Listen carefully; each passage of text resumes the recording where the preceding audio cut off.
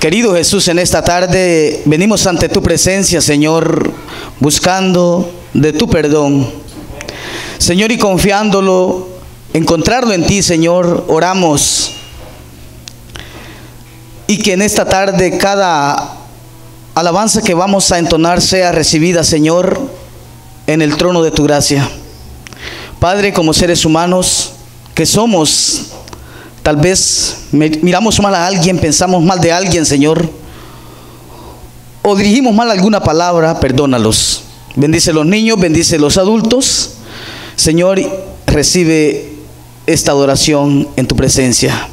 En el nombre de Jesús oramos. Amén, Señor.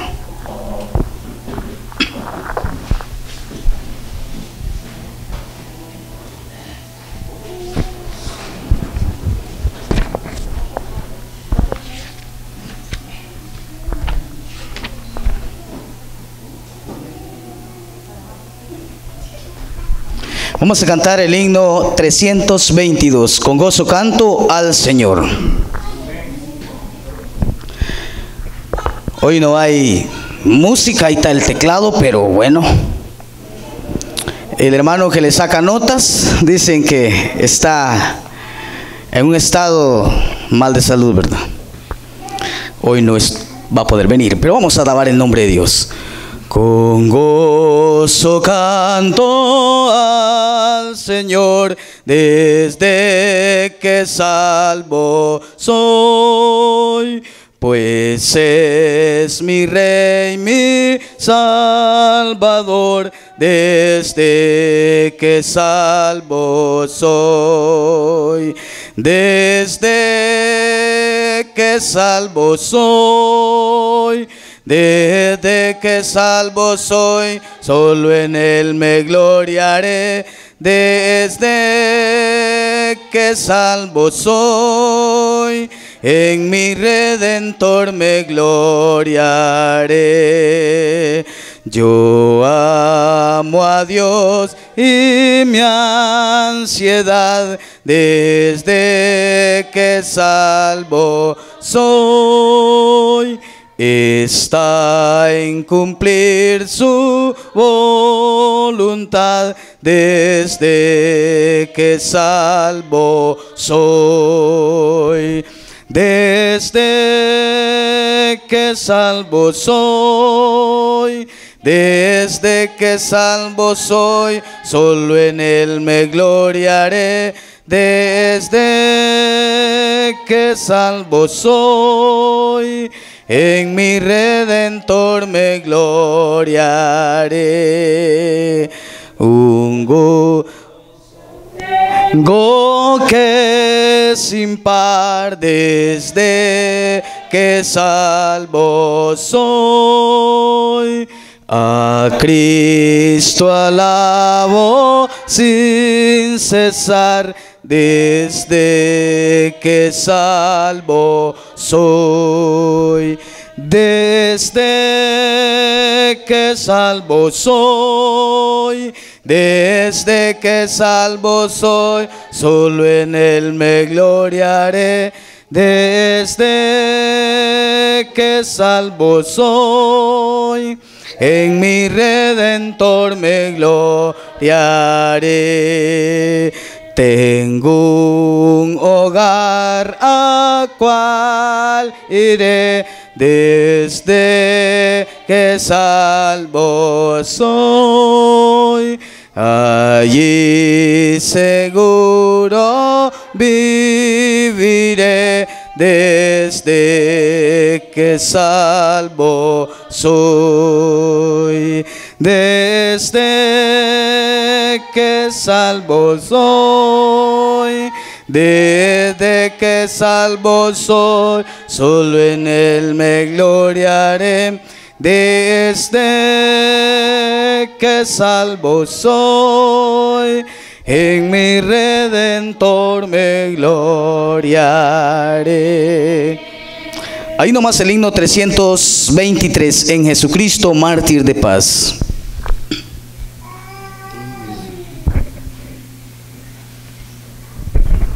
En Jesucristo, mártir de paz, en horas negras y de tempestad. Hallan las almas dulces olas, grato consuelo, felicidad. Gloria cantemos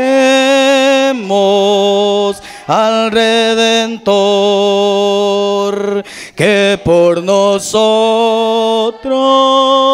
quiso morir, y que la gracia del Salvador siempre dirijan nuestro vivir en nuestras luchas o en el dolor, en tristes horas de gran tentación. Calma le infunde santo vigor, nuevos alientos al corazón. Gloria cantemos al Redentor, que por nosotros quiso morir, y que la gracia del Salvador siempre dirija nuestro vivir. Cuando en la lucha falte la fe, y en el alma por desfallecer, Cristo nos dice: siempre os daré gracia divina, santo poder. Gloria cantemos al Redentor, que por nosotros quiso morir, y que la gracia del Salvador siempre dirija nuestro vivir.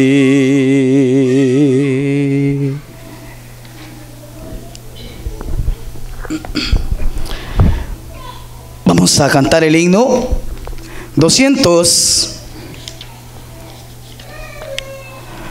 El himno 262. Tal como soy de pecador.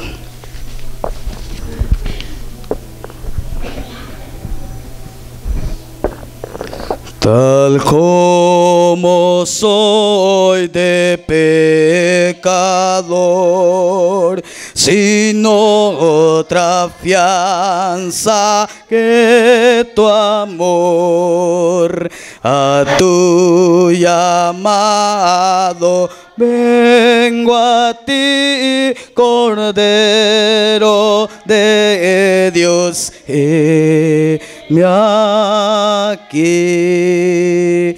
Tal como soy, buscando paz en mi desgracia y mal tenaz, combate rudo siento en mí, Cordero de Dios, heme aquí.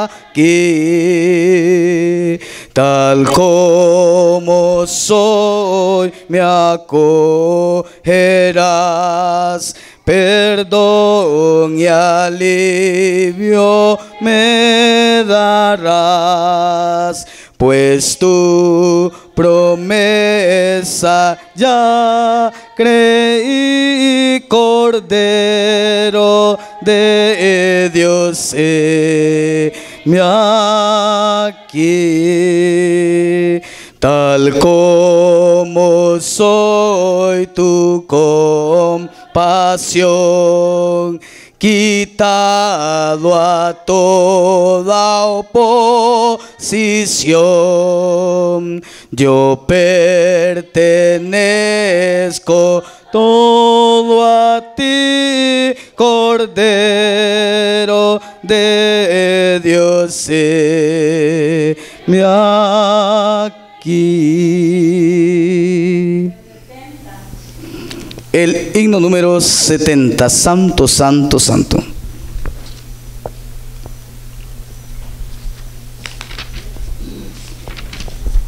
Santo, Santo, Santo. Santo, Santo, Santo, Dios omnipotente, canto de mañana tu excelsa majestad. Santo, Santo, Santo, fuerte y clemente, Dios sobre todo, Rey de eternidad. Santo, Santo, Santo, ángeles te adoran, echa sus coronas del trono en derredor. Miles y millones ante ti se postran, tú que eres y eres y has de ser Señor. Santo, Santo, Santo, aunque estés velado, aunque el ojo humano tu faz no pueda ver, solo tú eres santo, como tú no hay otro. Puro es tu amor, perfecto es tu poder. Vamos a cantar el himno 78. El mundo es de mi Dios.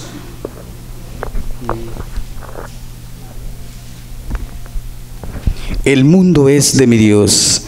El mundo es de mi Dios, su entera posesión. Eleva Dios su dulce voz, la entera creación. El mundo es de mi Dios, conforta si pensar. Él hizo el sol y el árbol, la tierra, cielo y mar. El mundo es de mi Dios.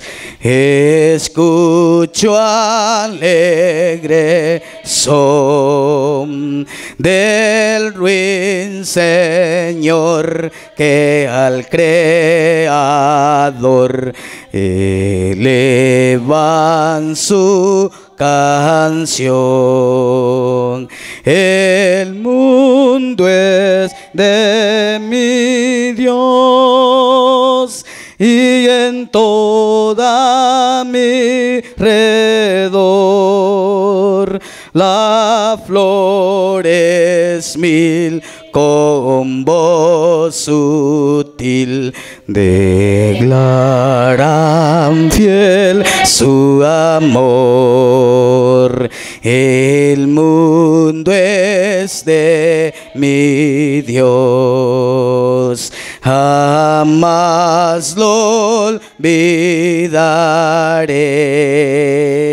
Y aunque infernal parezca el mal, Mi Padre Dios es Rey, el mundo es de mi Dios, y al Salvador Jesús hará vencer por su poder con la obra de la cruz. Dios les bendiga en esta tarde.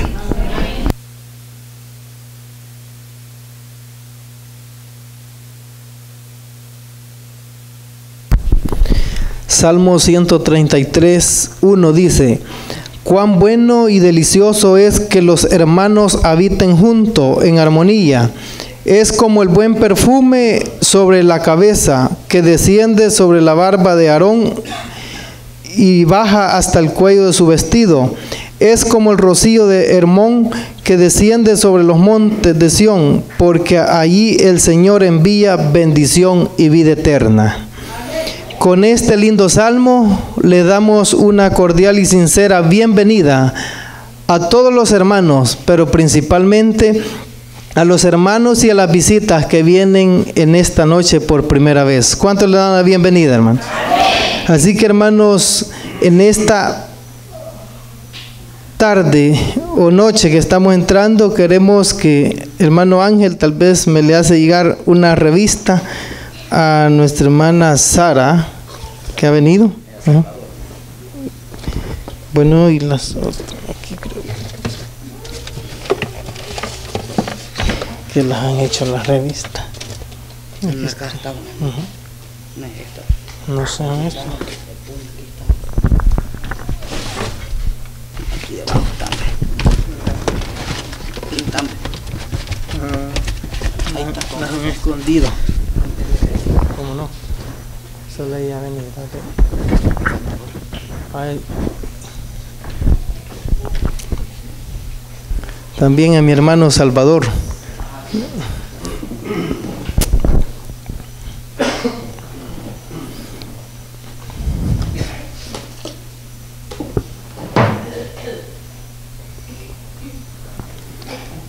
Vamos a ponerlos en pie, hermano, y vamos a entonar el himno 290.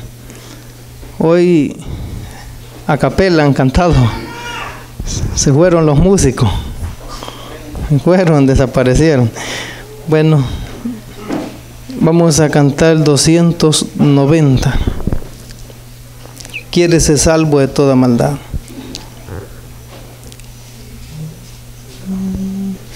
Quererse salvo de toda maldad, tan solo hay poder en mi Jesús. Quiere vivir y gozar santidad, tan solo hay poder en Jesús. Hay poder, sí, sin igual poder en Jesús, quien murió. Hay poder, sí, sin igual poder en la sangre que Él vertió.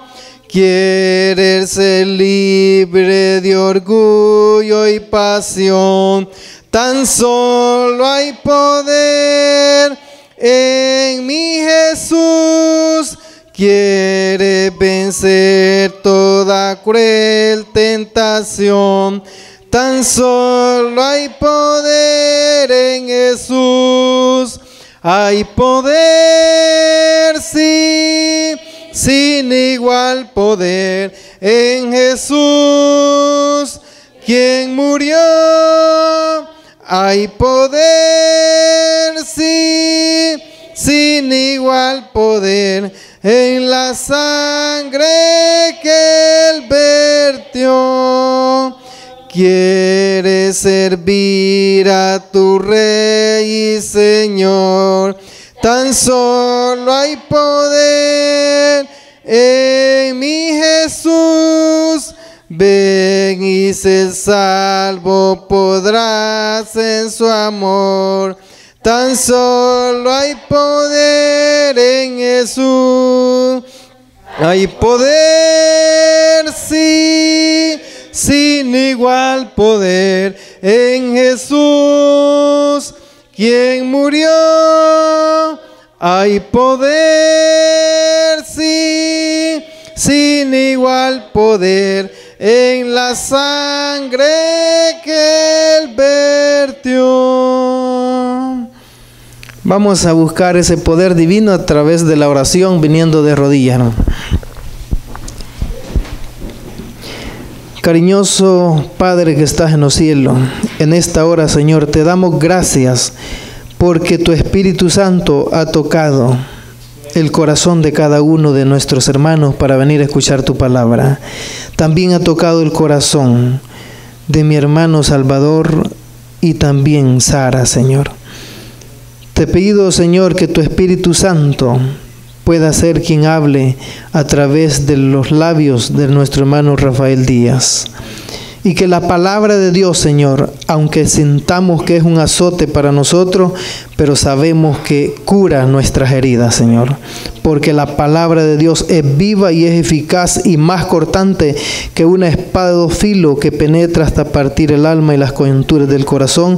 Pero sabemos que esa palabra es la que nos va a limpiar y purificar para estar preparados para la segunda venida de Cristo Jesús.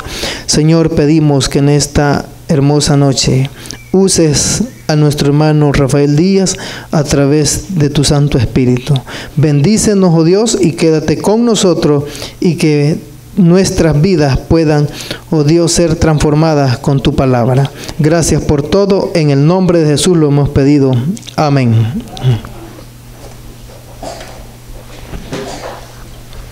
Antes de presentar a nuestro hermano Rafael Díaz, hermanos, quiero dar un anuncio.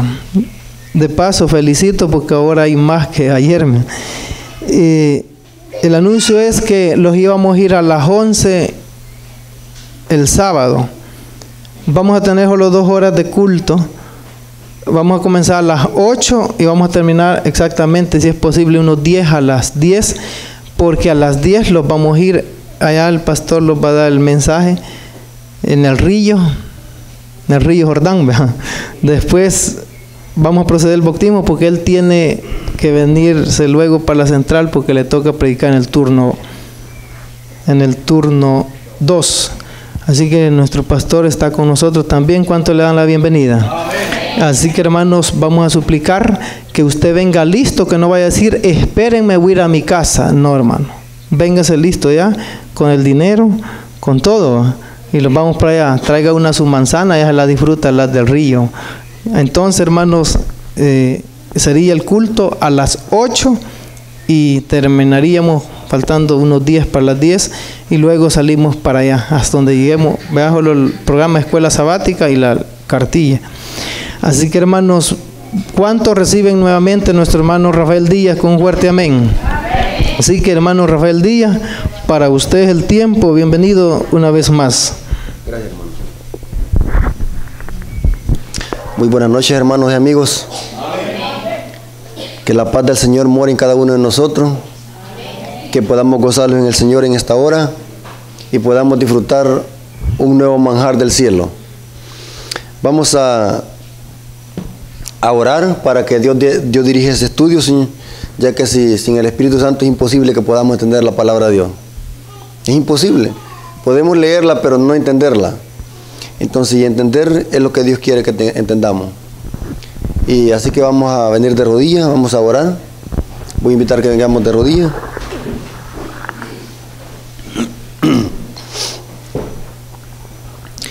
Señor bendito que está en el cielo, santificado sea tu nombre. Te damos infinitas gracias, Padre del cielo, porque usted, Señor, nos ha traído a este lugar para que disfrutemos de tu palabra. Bendice a cada hermano que ha venido y a cada visita, que tu palabra pueda llegar a lo más profundo de su corazón de ellos y puedan recibirla con un corazón grato y alegre, Señor. Danos tu Espíritu Santo en esta hora para que lo guíe a la verdad nos convenza de pecado, de justicia y de juicio. Te lo suplicamos no porque tengamos mérito, sino los méritos de Jesús. A Él sea la honra y la gloria por los siglos de los siglos. Amén.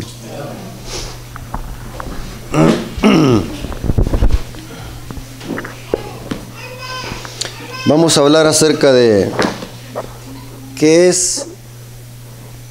Bueno, en realidad el título del tema es Las tres ranas de Apocalipsis.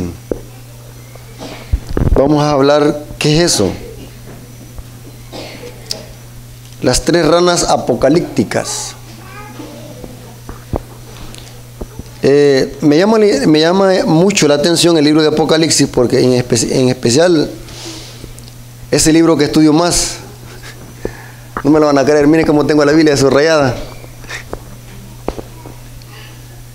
Es un libro que desde que entré a la iglesia en el año del 98, es el libro que he leído más quizás, el libro de Daniel y Apocalipsis.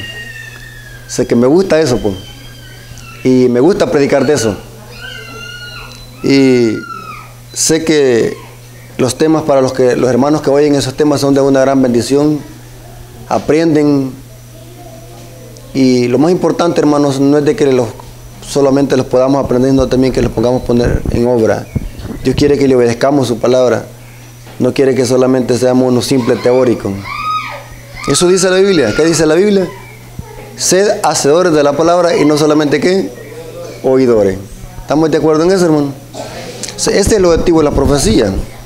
Inclusive el prólogo de Apocalipsis dice: bienaventurados los que oyen y leen y guardan las palabras de esta profecía, porque el tiempo está ¿qué? Cerca.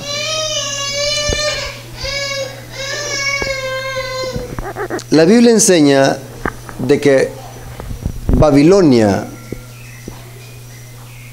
está compuesta de tres partes. Inclusive la historia del conflicto entre el bien y el mal se compara a dos ciudades, Babilonia y Jerusalén. Babilonia, sinónimo o símbolo de pecado; Jerusalén, símbolo del pueblo de Dios, símbolo del pueblo que obedece y guarda su mandamiento. En Apocalipsis vemos la Babilonia simbólica, la Babilonia mística. Y dice que esta Babilonia está compuesta de tres partes. ¿Dónde dice eso? Apocalipsis 16:19.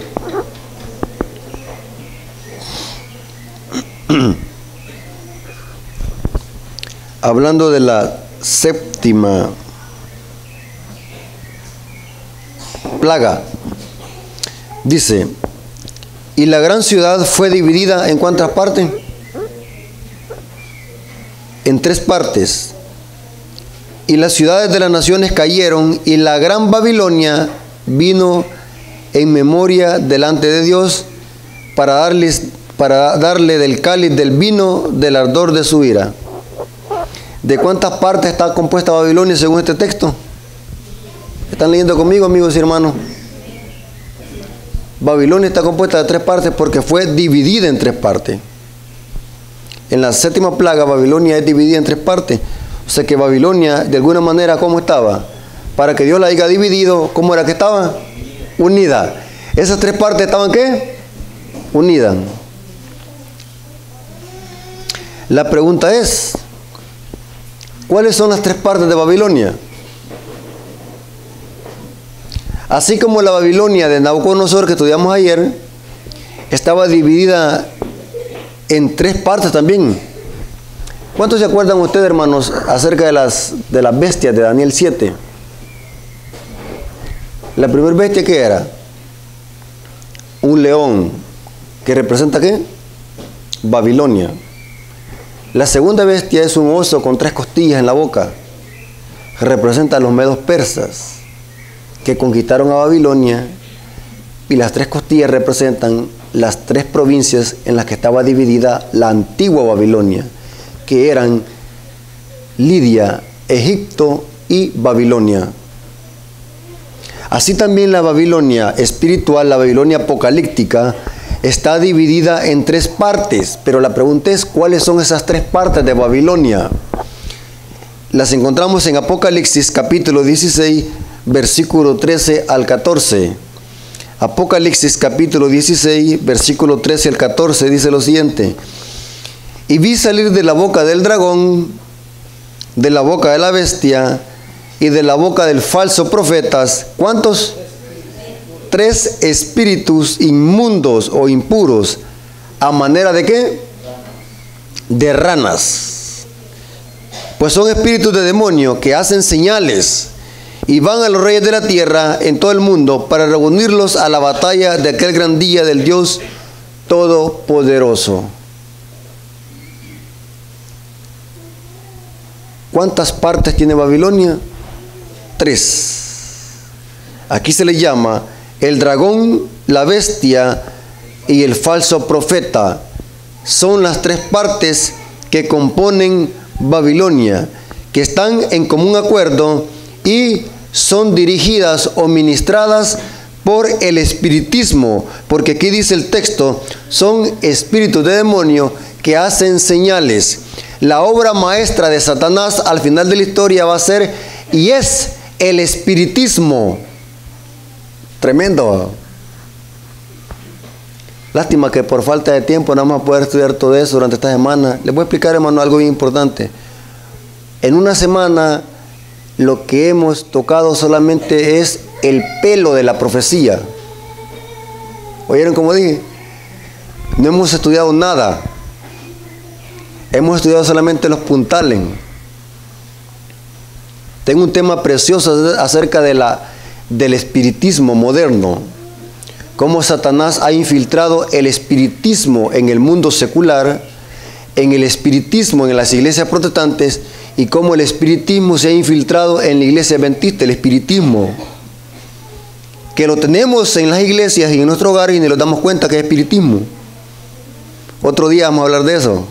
Ojalá que el hermano me pueda invitar en un culto sabático para que podamos hablar de eso. Tengo una información masiva respecto al espiritismo que es importante que conozcamos. El Ellen White dice que conozcamos sobre el estado de los muertos, porque ese va a ser el engaño capital del diablo, va a personificar a Cristo. El espiritismo va a ser una de las obras maestras de Satanás para engañar al mundo.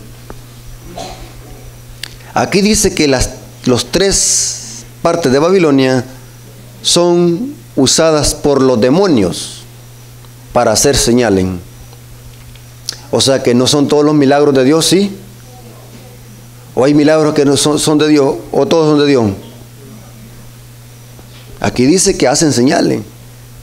La gente que se guía por los milagros y por las señales son los primeros que van a ser engañados.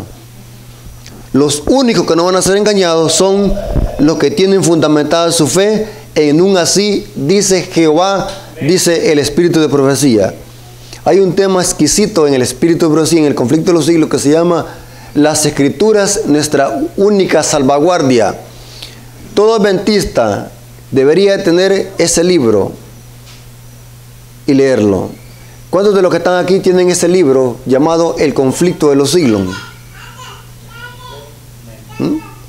Si usted quiere conocer de Apocalipsis, devórese ese libro, Conflicto de los siglos, porque el conflicto de los siglos yo le llamo que es un comentario del libro de Apocalipsis.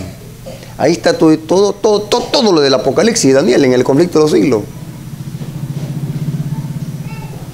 3 espíritus inmundos a manera de rana, cuyo objetivo es, no vamos a tener tiempo para hablar acerca del Armagedón, porque este es otro tema también.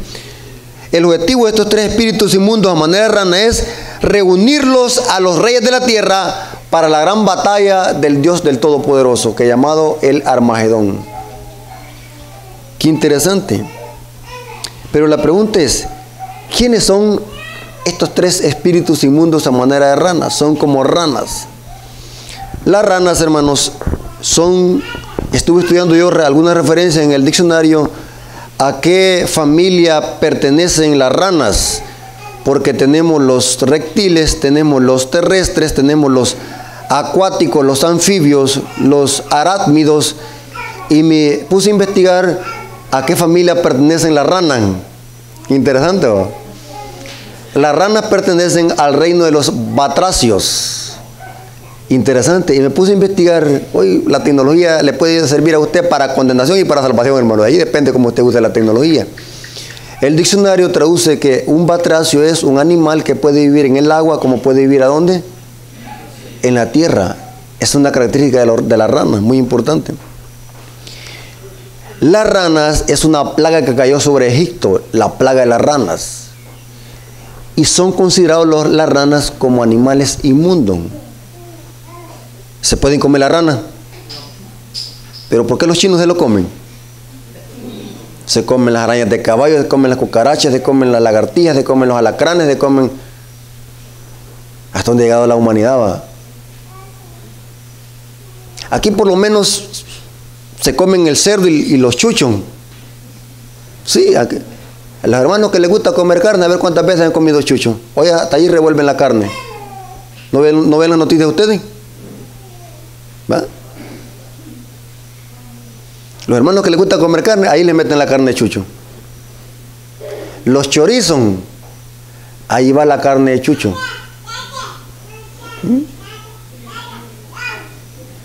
Bueno, nosotros los adventistas, lo legal es que no comamos eso, porque nosotros los adventistas tenemos una reforma, entre comillas, va, si es que la practicamos. La reforma pro salud, ¿o practican aquí la reforma pro salud? ¿Ah? Es un tema quisquilloso en la iglesia. Es un tema quisquilloso. ¿Ah? Levanta pleito. Ese hermano es legalista. Ese hermano es fariseo. Es hipócrita. Cuando se atacan temas quisquillosos, que son importantes, dice la hermana Guay, ya me ha salido otro tema, pero es importante decir esto. Dice Elena de Guay, la inspiración divina, no digamos Elena de Guay, dice Dios por medio de la mensajera del Señor, dice que la reforma pro salud es el brazo derecho del mensaje de los tres ángeles. Tremendo, hermano. El brazo derecho. La reforma pro salud. ¿Con qué mano escribe usted? Bueno, la mayoría creo que somos derecho. Y sabe, hermano, el derecho, ¿qué simboliza en la Biblia? Es el lado de Dios. La izquierda es el lado del enemigo. De ahí donde proviene la palabra siniestra. El mal. La reforma pro salud es el brazo derecho del mensaje de los tres ángeles. Volvamos al tema. ¿Por qué son tres espíritus a manera de rana? Porque vimos anoche que el libro de Apocalipsis, allí terminan y se encuentran todos los libros de la Biblia. Más de 1000 referencias vienen del Antiguo Testamento. Esto de ranas, espíritus inmundos, Babilonia, todo eso son terminologías del Antiguo Testamento. Esto de los tres poderes a manera de rana viene de una historia del libro de Primera de Reyes. Vamos a ver algunos pincelacitos de esos para que entendamos. En los tiempos del profeta Elías, Satanás levantó tres poderes para tratar de aniquilar al profeta, o tres integrantes malévolos. Uno era el rey Acab, otro era la reina Vil y el otro eran los falsos profetas de Baal. Vamos a leer de una manera rápida el libro de Primera de Reyes 16:30 para que coloquemos las bases del tema. Dice Primera de Reyes 16:30: y reinó Acab, hijo de Onri, sobre Israel en Samaria 22 años. Y Acab, hijo de Onri, hizo lo malo ante los ojos de Jehová. Acab era un rey político que gobernaba en Israel. No se pierda esos detalles. Acab era un rey civil, un rey político. Dice que este rey hizo lo malo ante los ojos de Jehová. Era un rey malvado, déspota, porque le fue ligera cosa andar en los pecados de Jeroboam, hijo de Nabat, y tomó por mujer a Jezabel, hija de Ed-Baal, rey de los Sidonios, y fue y sirvió a Baal. Imagínense lo que hizo este rey. Después de andar en los pecados de Jeroboam, hijo de Nabat, toma por mujer a una reina vil llamada Jezabel, que según la historia era una prostituta, era una hechicera, era una sacerdotisa de Babilonia, Jezabel. Imagínense. Y este individuo la tomó como por mujer. Y llegó tan bajo acá que mire lo que llegó a hacer un rey de Israel. E hizo altar a Baal en el templo de Baal que lo edificó en Samaria. ¿Saben quién era Baal? Baal es una palabra que significa amo o señor. Cuando se usa la palabra compuesta en el idioma hebreo, Baal Zebub, significa Dios de las moscas y los que escarabajos. Interesante, va. Porque los antiguos creían de que el demonio tenía forma de insecto, de mosca o un escarabajo. Baal Zebub, dios de Ecrón. Y era reconocido Baal como el dios Sol. Muy interesante los detalles. E hizo también Acab una imagen de acera, haciendo así Acab más que todos los reyes de Israel que reinaron antes que él, para provocar a ira a Jehová de los ejércitos, Dios de Israel. Imagínense que tan bajo llegó este rey de Israel.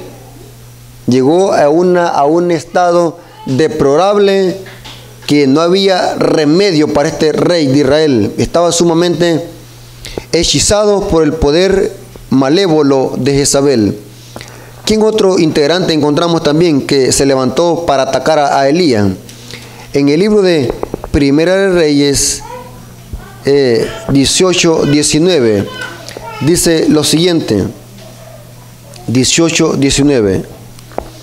Envía pues ahora a congregarme a todo Israel en el monte Carmelo, a los 450 profetas de Baal y los 400 profetas de Acera, que comen de la mesa de Jezabel. ¿Quién manipulaba a estos falsos profetas? Jezabel, porque como les daba comida, desde el momento que les daba comida, ella los manipulaba. Y la pregunta es, ¿y a Acab quién lo manipulaba? Vamos a ver 1 Reyes 21:25. 1 Reyes 21:25 dice lo siguiente. A la verdad, ninguno fue como Acab, que se vendió para hacer lo malo ante los ojos de Jehová. Porque Jezabel, su mujer, ¿lo qué? ¿Quién manipulaba a los falsos profetas de Baal? ¿Quién manipulaba al rey político y civil? ¿Quién lo dominaba? Jezabel, una prostituta, una reina vil. O sea, que esto no es nuevo de que esposas manipulen a sus esposos. Va, que no es nuevo eso. Mira que tenemos un ejemplo. Yo he visto en algunas iglesias, me voy a salir de la tangente, yo he visto algunas iglesias donde el esposo es anciano de la iglesia y como que si la mujer fuera la anciana, manipula al esposo, pero aunque la mujer no sea nada en la iglesia. Lo que dice la mujer es hace. No sé si me estoy tratando de explicar, hermano. ¿Hasta dónde estamos llegando? La sociedad hasta dónde ha llegado y eso se ha metido también a la iglesia. ¿Quién es el anciano entonces? ¿Ah? Hay que tener cuidado con eso. ¿Cuál era el odio contra Elías? ¿Por qué era el odio? Saben que dice la historia que Acab con Jezabel y los falsos profetas de Baal hicieron una coalición impía para tratar de extirpar al profeta Elías. La pregunta es ¿por qué? Y era porque Elías había dado una profecía que por 3 años y medio no iba a llover en Israel por la gran apostasía que estaba el pueblo haciendo. Dios levantó a Elías con un mensaje bien especial, denunciando la apostasía sobre la nación de Israel y sobre esta reina vil. Pero ¿cuál era la característica notable de Elías? Mire qué interesante. 1 Reyes 18, versículos 17 y 18.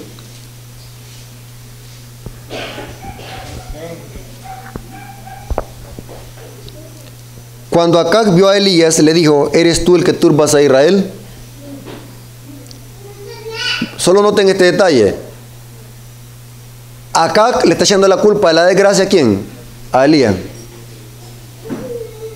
¿Eres tú el que turba a Israel? Y él respondió, yo no he turbado a Israel, sino tú y la casa de tus padres, dejando ¿qué? Los mandamientos de Dios. ¿Y siguiendo qué? ¿Qué pasa cuando una nación se olvida de los mandamientos? viene apostasía, viene calamidad, viene castigo, viene maldición sobre esa nación. Interesante.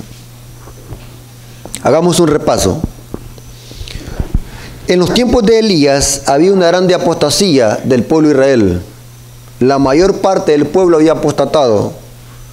Esa apostasía la comandaba un rey político, una reina vil llamada Jezabel, y los falsos profetas de Baal, que se unieron para tratar de extirpar a Elías, porque según ellos el que tenía la culpa de esa desgracia era Elías.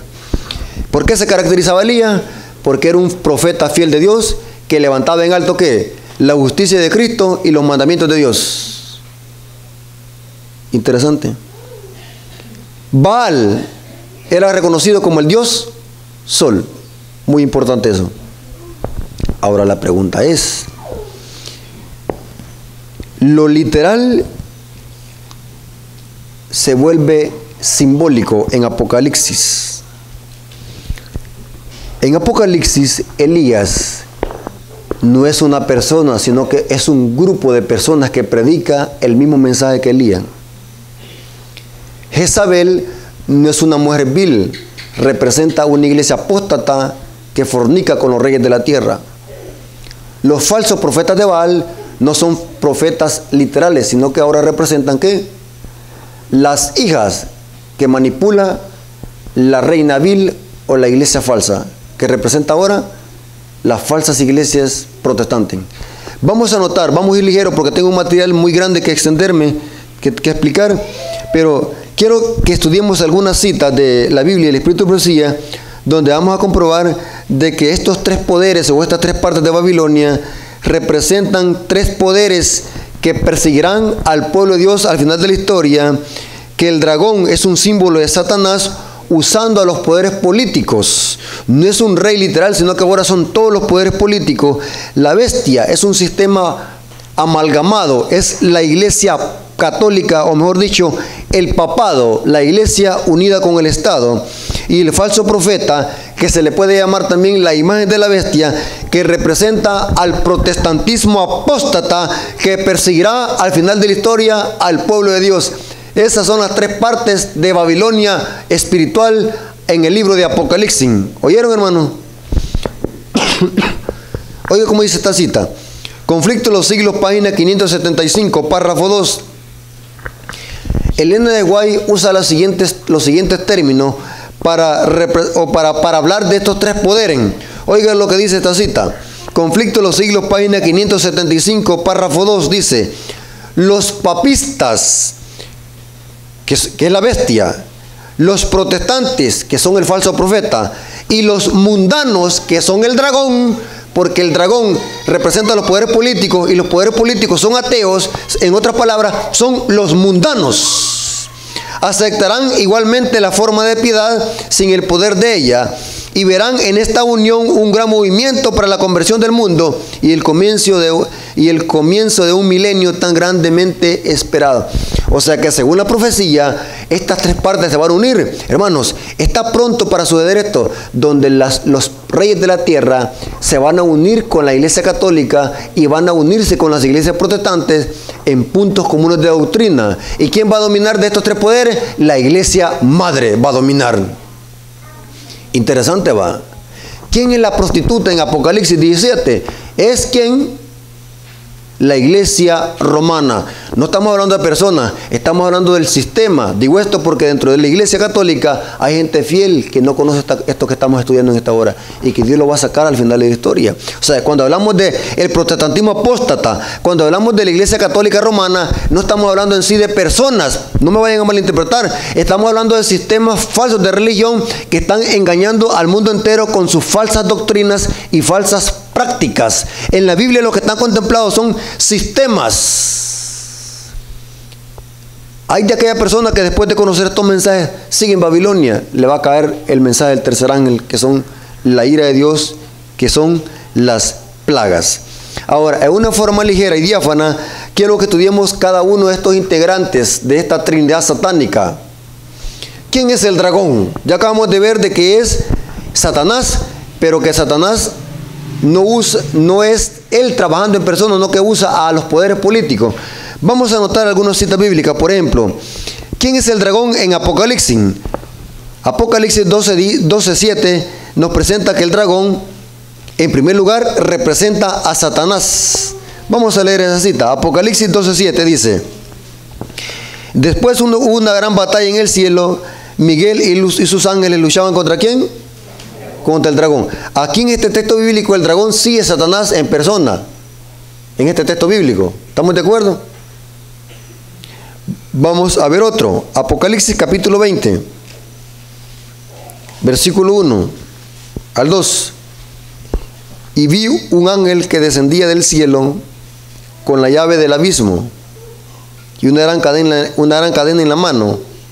¿Y prendió a quién? Aquí es el Satanás literal, el dragón. Pero ahora vamos a ver otras citas bíblicas donde el dragón representa otra cosa. Apocalipsis capítulo 12, versículo 3.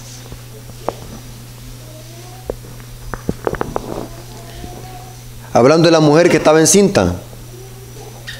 Y estaba encinta, clamaba con dolores de parto en la angustia de desalumbramiento.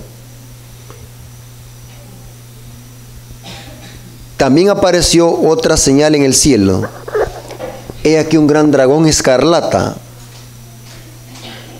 que tenía 7 cabezas y 10 cuernos, y en sus cabezas 7 diademas. Y su cola arrastraba la tercera parte de las estrellas. Miren qué interesante. Está hablando del evento que pasó en el cielo cuando Satanás se rebeló contra Dios, contra el gobierno de Dios. Y su cola arrastraba la tercera parte de las estrellas del cielo y las arrojó sobre la tierra. Y el dragón se paró frente a la mujer que estaba para dar a luz a fin de devorar a su hijo tan pronto como naciese. ¿Qué evento está describiendo ese versículo 4? Está describiendo cuando Herodes dio un decreto de matar a todos los niños menores de 1 año. Pregunto, ¿Satanás se paró literalmente cerca del vientre de María cuando iba a nacer Jesús para matar al niño? ¿Será eso literalmente? No. ¿O será que Satanás usó a un sistema, usó a un rey político para tratar de matar a Jesús? El dragón no solamente representa a Satanás, sino que también representa a Herodes, o mejor dicho, a los poderes civiles o políticos, usándolos para cumplir su designio. Vamos a ver otra cita bíblica. En el libro de Ezequiel capítulo 29, versículo 3, hablando de Faraón. Ezequiel capítulo 29, versículo 3, dice lo siguiente. El profeta Ezequiel: Faraón era un gobernante civil o religioso. Era un gobernante pagano o religioso. Era un pagano. Mire cómo dice Ezequiel capítulo 29, versículo 3.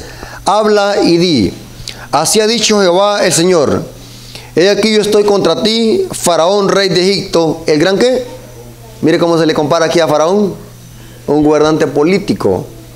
En otras palabras, el dragón en primer lugar representa a Satanás, pero también simboliza en Apocalipsis a los poderes políticos que el diablo usa para cumplir sus propósitos. Oiga lo que dice Testimonio para los Ministros, página 39. Esta cita la leímos ayer. Testimonio para los Ministros, página 39. Reyes, príncipes y gobernantes han colocado sobre sí mismo el rótulo del anticristo y son representados por el dragón que va a hacer guerra contra los santos, los que guardan los mandamientos de Dios y tienen la fe de Jesús. En su enemistad contra el pueblo de Dios se muestran culpables también de la elección de Barrabás en lugar de Cristo. ¿Quién es el dragón también? Los poderes políticos que se van a lanzar contra el pueblo de Dios al final de la historia para perseguir al pueblo de Dios. ¿Quién los va a mandar? La ramera. Interesante, va. El dragón. ¿Quién es la bestia? Esta bestia es la misma que encontramos en Apocalipsis 13, versículo 1 al 10. La mayoría de comentadores hemos llegado a un acuerdo de que la bestia representa al sistema papal, al papado. Todas las características cuadran con el papado, que es lo mismo que el cuerno pequeño. ¿qué es el papado? El papado es un sistema amalgamado. Es una iglesia y un estado al mismo tiempo. ¿Sabían ustedes eso, hermano? El trono, la bestia, ¿dónde lo tiene? En el Vaticano. ¿Su reino cuál es? La religión católica que está en todo el mundo. Pero ¿sabía usted, hermanos, que el Vaticano es una ciudad de 43 hectáreas, que tiene su propia moneda, tiene su propio estado de policías, y es considerado como un estado y un país? Tiene su propio banco monetario, el Vaticano. Hace poco un pastor fue a tener una campaña acerca del Vaticano, y como ahí nadie permiten de que vaya a entrar al Vaticano, así que lo que hizo el pastor es repartir más de 200 conflictos de los siglos. Es por demás que no le haya entrado uno al Vaticano. Él lo haya leído el Papa. Pero el Vaticano es un estado y un país. O sea, el papado es un sistema amalgamado. Es la religión unida con el Estado. Lo que estudiamos ayer. Es una amalgamación. Ahora, vamos a notar algunos textos bíblicos de que el papado es un sistema apóstata que el diablo levantó para erradicar al pueblo de Dios, pero que en otras partes de la Biblia al papado se le llama la bestia, el cuerno pequeño, la ramera, y Pablo le llama el hombre de pecado y el hijo de perdición. Vamos a 2 Tesalonicenses capítulo 2 versículo 3 al 4, hablando del papado. 2 Tesalonicenses capítulo 2 versículo 3 al 4. Nadie os engañe en ninguna manera, porque no vendrá sin que antes venga la apostasía y se manifieste el hombre de pecado y el hijo de perdición, el cual se opone y se levanta contra todo lo que se llama Dios o es objeto de culto, tanto que se sienta en el templo de Dios como Dios, haciéndose pasar por Dios. Una característica muy notable y peculiar del papado. La pregunta es, ¿cómo surgió el papado? Ustedes saben de que según la profecía de Daniel 7, después de que el imperio romano cayó en el año 476, se levanta el cuerno pequeño, o sea, el papado. ¿Cuándo se levantó el cuerno pequeño? Se levantó alrededor del año 538, culminando con la herida de muerte que le dio el general Berthier en el año de 1798. ¿Se acuerdan que estudiamos eso? Un sábado que venimos estudiamos todo eso. Después de que el cuerno pequeño se levantó,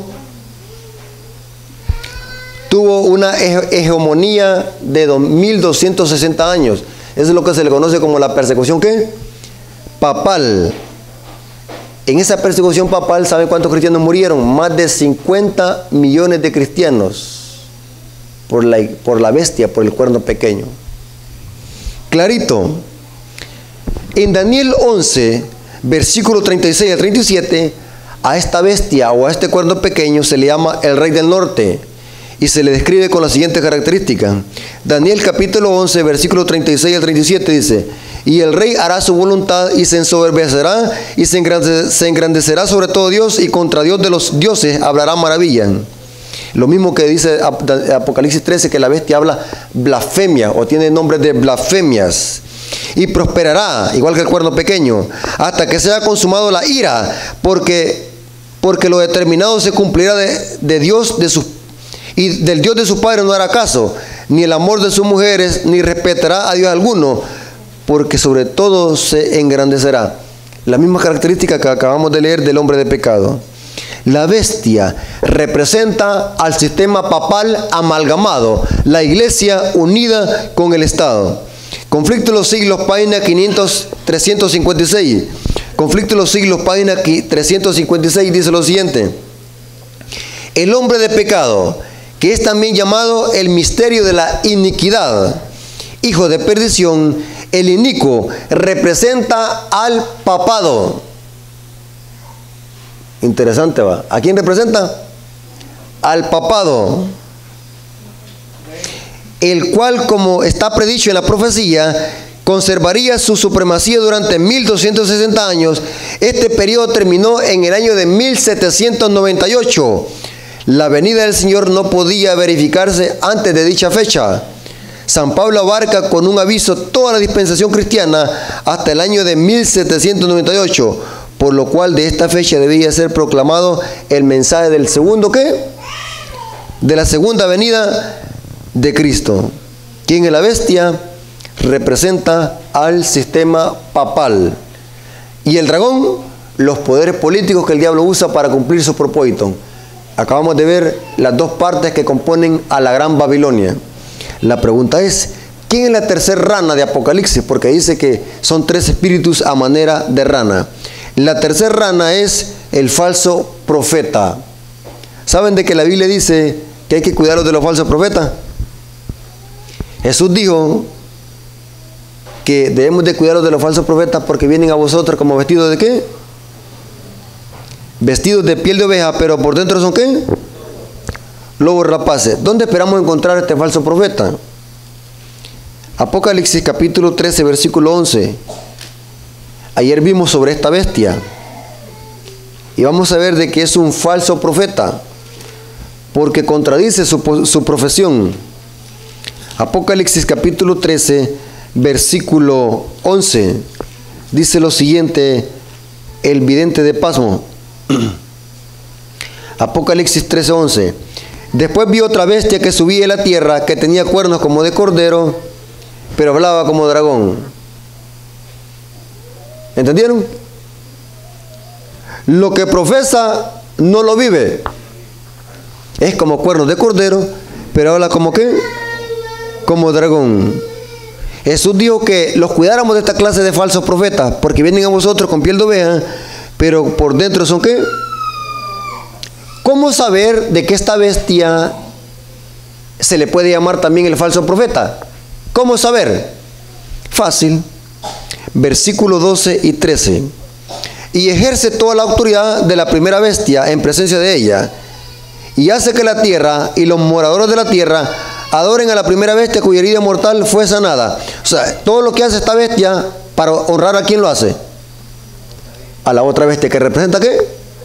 Al papado. Interesante, ¿va? O sea, igual que los falsos profetas de Baal, todo lo que hacían para agradar a quién. A Jezabel.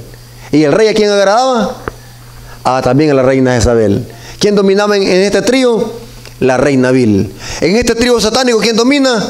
La bestia. ¿Domina a qué? A los reyes políticos. ¿Y domina a qué? A la imagen de la bestia, o a la segunda bestia de Apocalipsis 13, 11. Pero ¿por qué a esta bestia debemos de llamarle también que es un falso profeta? Sigamos leyendo. También hace grandes señales, de tal manera que aún hace descender fuego del cielo a la tierra delante de los hombres. ¿Qué evento está describiendo aquí Juan? ¿Qué profeta hizo descender fuego del cielo en el Antiguo Testamento? Elías. O sea que esta bestia está falsificando la obra y el ministerio ¿de quién?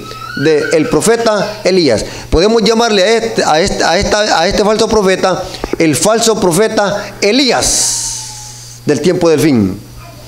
Elías verdadero representa a la iglesia fiel predicando los mandamientos de Dios con la justicia de Cristo.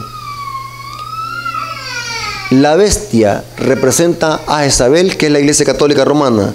Los reyes políticos son el dragón, y el falso profeta representa a todo el cristianismo apóstata, que son hijas de la ramera. El falso profeta Elías. Saben de que en Apocalipsis 17, versículo 5, a este falso profeta se le da otro nombre y se le llama hijas. Apocalipsis capítulo 17, versículo 5, hablando de la Gran Babilonia, y en su frente un nombre escrito, un misterio: Babilonia la grande, la madre ¿de qué? De las rameras. O sea que si es madre, sus hijas ¿cómo son? También rameran. ¿Me estoy dando a explicar, hermano? O sea que el dragón es una falsificación de Dios el Padre. ¿Saben ustedes, hermano? Aquí voy a hacer un pequeño paréntesis. ¿Saben de que en la deidad hay una Trinidad? Padre, Hijo y Espíritu Santo. También el diablo falsifica esa deidad. El dragón es una falsificación de Dios el Padre. La bestia falsifica a Jesús, por eso es que se le llama el anticristo a la bestia. La bestia de Apocalipsis 13 es el anticristo de la Biblia y falsifica a Cristo. El falso profeta es el antiespíritu. El protestantismo apóstata es una falsificación del Espíritu Santo, porque ¿quién inspira a los profetas? El Espíritu Santo. O sea que el falso profeta es una falsificación ¿de qué? Del Espíritu Santo. Hagamos un breve repaso. Cuando Jesús anduvo aquí en esta tierra, ¿quién le dio el poder a Jesús? El Padre. ¿Sí? Al irse Jesús, ¿a quién iba a dejar? Al Consolador. ¿Estamos de acuerdo en eso? Y el Consolador iba a hablar ¿qué? ¿Palabras de quién? Y Él hablará todo lo que oyere de mí, dijo Jesús. Interesante. Que la bestia recibe su poder ¿de quién? Del dragón, según Apocalipsis 13, versículo 4. Y el falso profeta, todo lo que hace para agradar ¿a quién? A la bestia. O sea que el falso profeta habla en nombre ¿de quién? De la bestia, de Apocalipsis 13. Es una burla que está haciendo aquí el diablo de la Trinidad satánica. Está burlándose. El falso profeta representa al protestantismo apóstata, que al final de la historia va a jugar un papel perseguidor y va a ser usado por la bestia. Interesante. Vamos a ver algunas citas bíblicas. Mire qué interesante.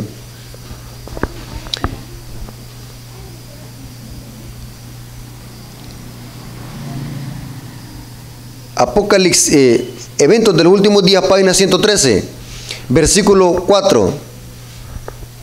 Cuando las iglesias principales de los Estados Unidos, uniéndose en puntos comunes de doctrina, influyen sobre el Estado para que imponga decretos y las instituciones de ellas, entonces la América protestante habrá formado una imagen ¿qué? De la bestia, de la jerarquía ¿qué? Romana. Y la imposición de penas civiles contra los disidentes vendrá por sí sola. En otras palabras, aquí está representado como falso profeta al cristianismo nominal. El falso profeta es el protestantismo apóstata. Una imagen de la bestia es una copia del papado hecha por los Estados Unidos, un país protestante, de manera lenta pero progresiva por la compañía de Jesús, o sea, los jesuitas. La imagen del papado representa al protestantismo apóstata estadounidense de los últimos días, que se va a tornar en perseguidor. Tremendo, hermano. Y esto está pronto por suceder. Miren lo que dice. ¿Quiénes son estos tres poderes que componen Babilonia? Elena de White tiene muchas citas en el Conflicto de los Siglos. Conflicto de los Siglos, página 575, dice, oiga lo que dice, hermano. Los papistas, los protestantes y los mundanos, esta cita la acabamos de leer, pero se la voy a leer de nuevo. Los papistas, los protestantes y los mundanos aceptarán igualmente la forma de piedad sin el poder de ella, y verán en esta unión un gran movimiento para la conversión del mundo y el comienzo de un milenio tan largamente esperado. O sea que se van a unir. Lo mismo que dice Apocalipsis, que la gran ciudad fue dividida en tres partes. Eso significa que estaban ¿cómo? Unidos. La pregunta es, ¿qué es lo que los unirá? ¿Qué unirá a esta triple alianza? ¿Cuál es el propósito de esta triple alianza o de esta coalición impía? ¿Cuál es el propósito? Tienen un propósito, la Biblia dice eso, y todos tienen un mismo propósito: entregar su poder y su autoridad a la bestia. Pero ¿qué es lo que los va a llevar a unirse? Hay una cita en el libro Conflicto de los Siglos, página 574. Conflicto de los Siglos, página 574, párrafo 2, dice lo siguiente. Poderosa cita. Merced a los dos errores capitales: la inmortalidad del alma y la santidad del domingo. Satanás prenderá a los hombres en sus redes, mientras aquel forma parte del espiritismo, o sea, la inmortalidad del alma. Este crea un lazo con simpatía con Roma, o sea, el domingo.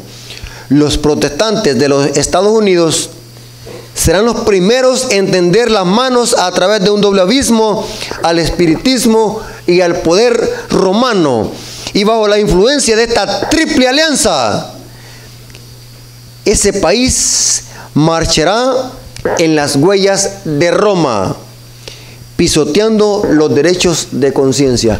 ¿Qué es lo que unirá al mundo entero en una coalición, en una sola coalición?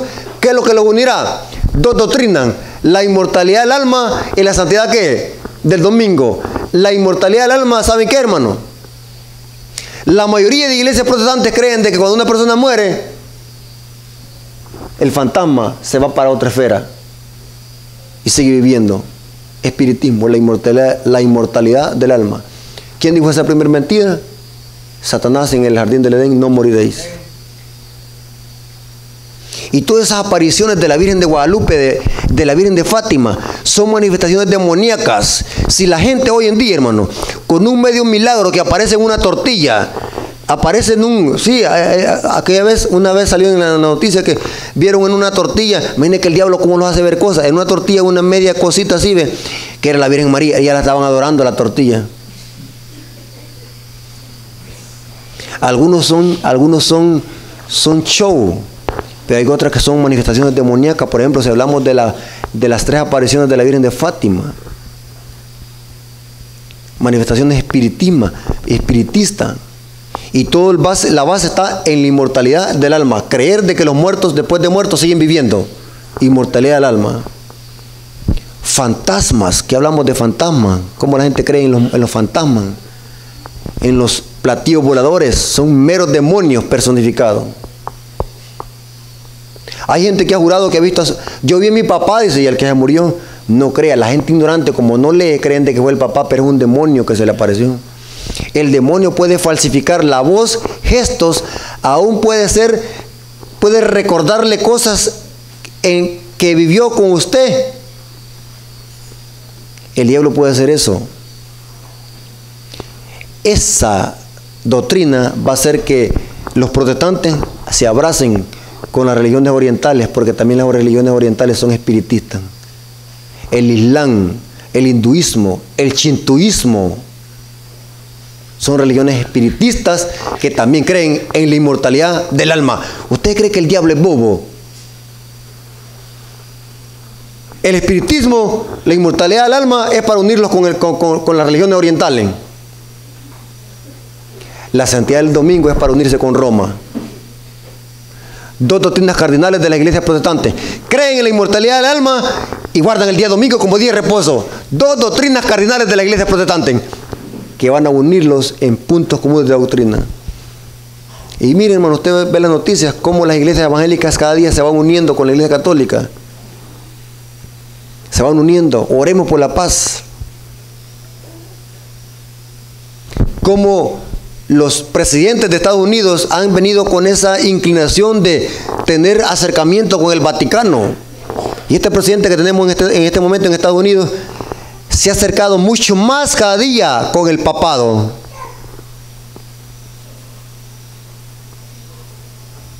Solo imagínese, hermano.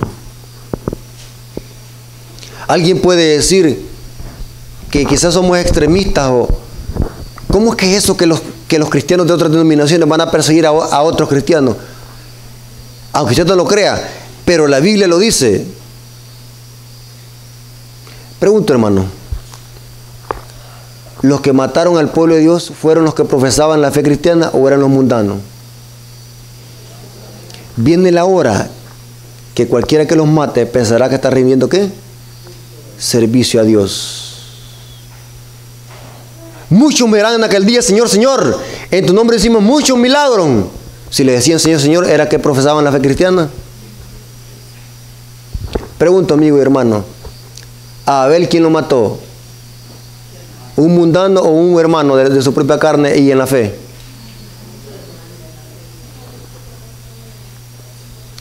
¿A Jacob quién lo andaba persiguiendo para matar? ¿Un mundano, su propio hermano carnal y en la fe? ¿A José quién lo vendió? ¿Unos mundanos o sus propios hermanos de carnales y en la fe?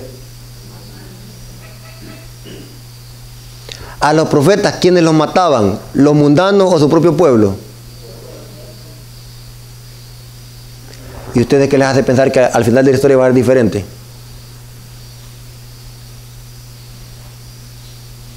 No hay nada nuevo debajo del sol.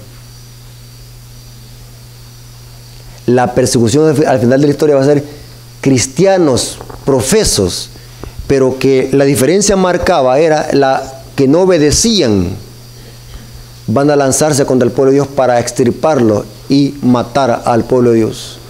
La historia se repetirá, aunque usted no lo quiera.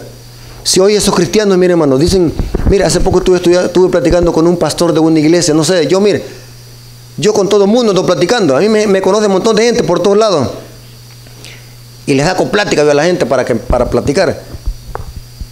Un pastor evangélico, mire hermano, cuando le toqué el tema del sábado, me dijo, pero solo barbaridades del sábado. A mí no me importa ese día, a mí lo que me importa es la gracia, yo no estoy bajo la ley, yo estoy bajo la gracia, eso era para los judíos, esa es una carga, si usted lo guarda necesita circuncidarse. Pero qué barbaridad, ¿eh? Si hoy la gente habla mal de la ley de Dios, hermano, va a haber un momento que los van a matar de odio.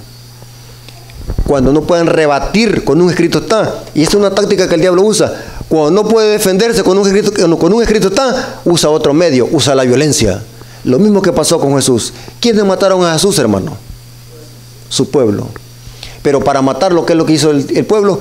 Unirse con el poder romano. La iglesia se unió con el poder romano. ¿Para qué? Para hacerle un juicio civil y después darle un decreto de muerte. Pero como no podían encontrar nada, le pusieron falso testimonio. Y al ver de que Jesús, por cualquier lado que le atacaban, él se defendía con un escrito está. Dijeron, no podemos, ¿vamos qué? Vamos donde César, vamos donde Herodes, para que ese gobernante político los autorice matarlo, porque nosotros no tenemos autoridad. Usemos al poder civil. ¿Y saben qué interesante, hermano? En los tiempos de Jesús, oiga bien, esto es delicado lo que voy a decir. En los tiempos de Jesús, ¿quiénes mataron a Jesús? Su pueblo. A los suyos vino y los suyos no le recibieron.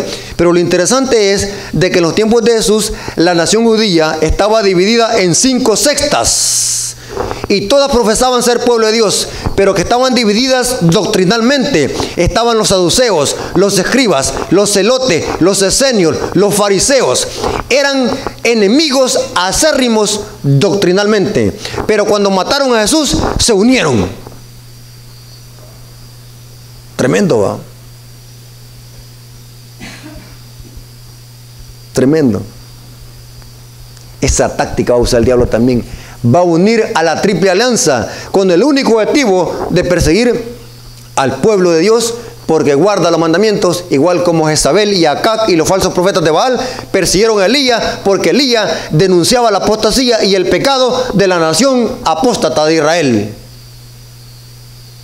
¿Por qué creen ustedes de que los profetas eran odiados, hermano?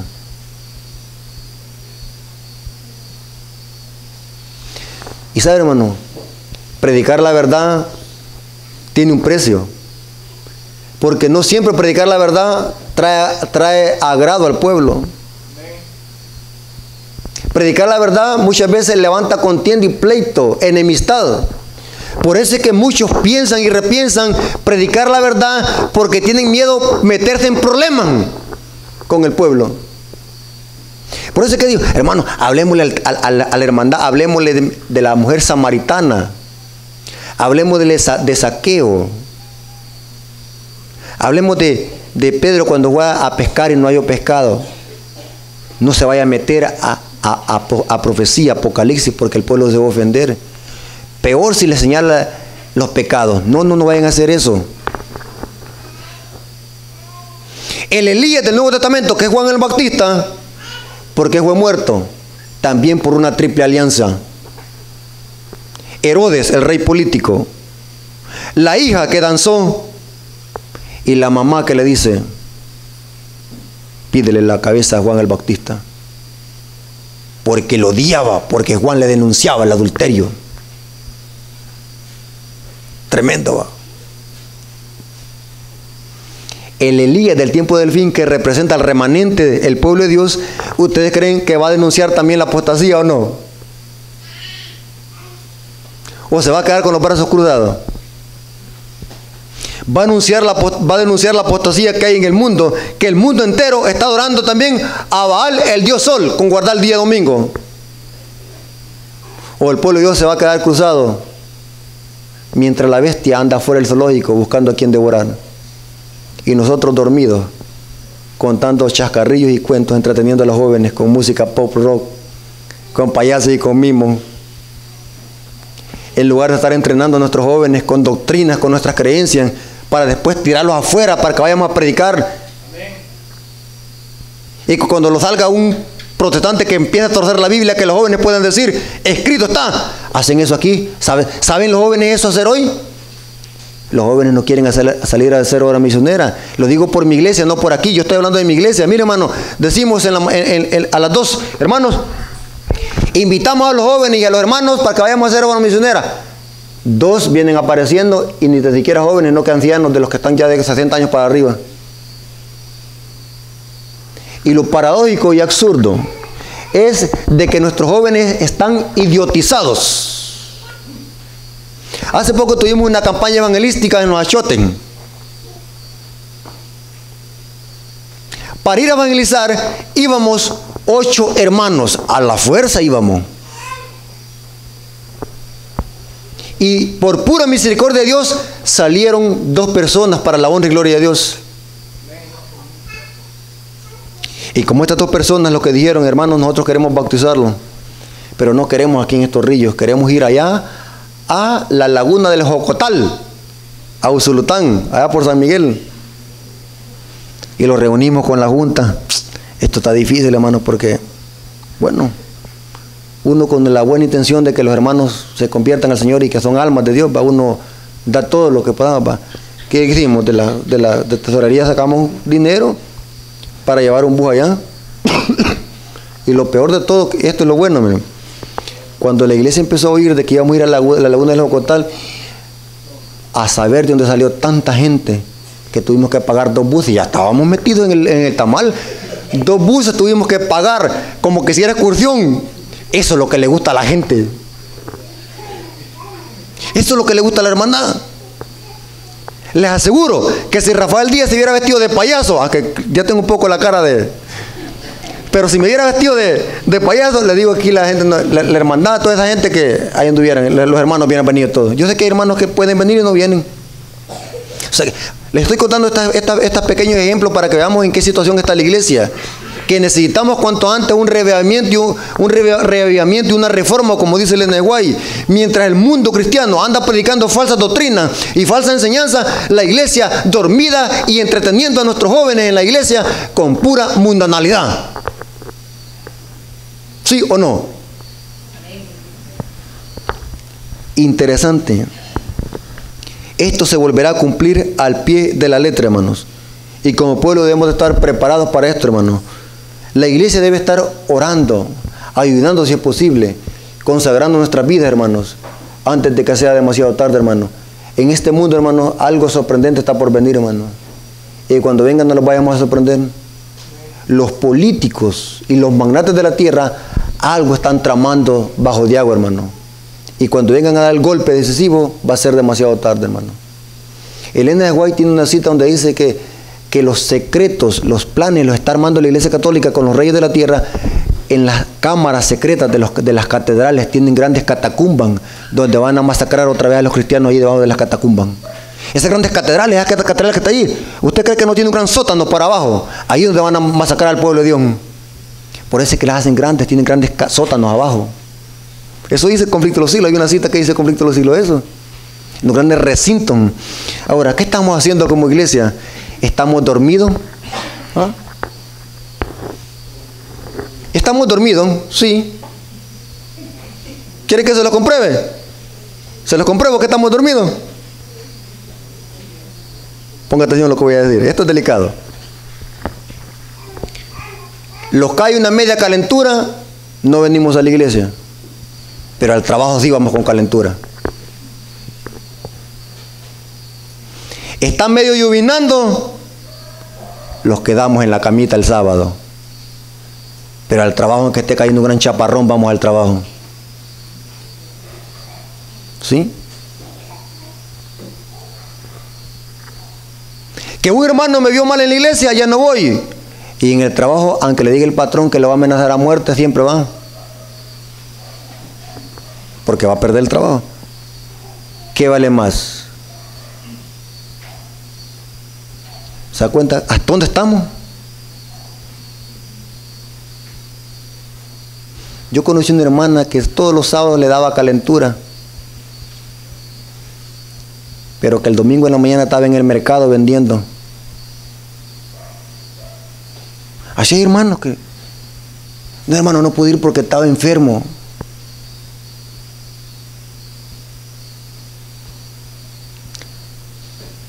En los sábados, muchos vamos llegando a las 10 a la hora del culto. Y el trabajo estamos, ¿a qué hora? A las 6. ¿Sí o no? ¿Estamos mal o estamos bien? ¿Estamos mal? Necesitamos cuanto antes una reforma y un revivimiento antes de que sea demasiado tarde. Jesús viene y debemos de prepararlos. La Biblia dice, despiértate tú que duermes y levántate, ¿qué? De los muertos y te alumbrará Cristo. ¿Necesitamos eso? Sí, cuanto antes. Vamos a orar para pedirle a Dios que los despierte de ese sueño espiritual que tenemos antes de que sea demasiado tarde. Oremos. Gracias, Padre bendito, por tu palabra. Bendice, Señor, a tu pueblo. Danos tu paz y tu bendición. Ayúdelos, Señor, a levantarlos de ese sueño espiritual. Y cada día podamos poner nuestra mirada en el galardón que tú tienes preparado para tu pueblo. Bendices la iglesia de Santa Lucía, a todos los hermanos que de alguna manera van a oír este tema. Que podamos hacer conciencia personal de que estamos viviendo en las últimas horas de esta historia y que Satanás está preparando algo secretamente para extirpar al pueblo de Dios. Ayúdenos, Señor, a estar preparados, consagrados, para que tú seas el que los dirige y los cuide en este mundo de tiniebla. Cuídelos en la noche, Señor. Protégelos de toda especie de mal. Te lo suplicamos en el nombre de Jesús. Amén. Feliz noche, hermano.